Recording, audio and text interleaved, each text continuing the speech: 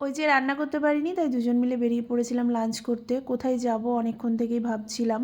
তারপরে দেখলাম অপশন তো অনেকগুলোই রয়েছে, কিন্তু আগেরগুলোতে আমরা অনেকবার করেই গেছি।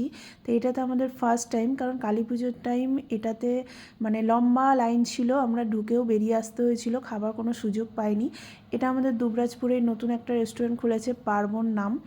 তো সেখানেই আজকে ফার্স্ট টাইম গেলাম। এর আগে আমি প্রত্যেকবার পাঁচফোড়ন বা পূরবী হোটেলে খাওয়া দাওয়া করেছি। তো ভাবলাম যে একবার নতুন জায়গায় যাওয়া যাক, সেখানে খাবার দাবার ট্রাই করা যাক। তো আমি নিয়েছিলাম চিকেন থালি, আর আমার বর নিয়েছিল মাটন থালি। তো খাবার দাবার আমার মোটামুটি লেগেছে। তো অ্যাম্বিয়েন্সটা কিন্তু ভীষণ সুন্দর, বেশ সুন্দর গোছানো একটা রেস্টুরেন্ট।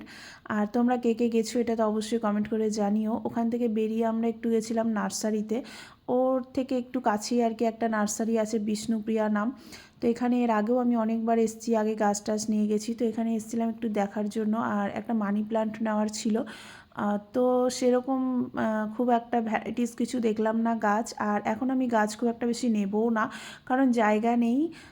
নিচেটা ভালোভাবে কমপ্লিট হয়ে যাক কাজ, তারপরে আমি গাছ লাগাবো ঠিক করেছি অনেক রকম। এই জন্য আজকে ওই শুধু কয়েকটা গাঁদা ফুলের গাছ আর একটা মানি প্লান্ট নিয়ে চলে এসেছি। যাই হোক, আজকে বাইরে খাওয়া দাওয়া করে বেশ ভালোই লাগলো। রান্না করতে না হলে তো আমরা মেয়েরা বেশ খুশি হয়ে যাই, তাই না বলো? টাটা।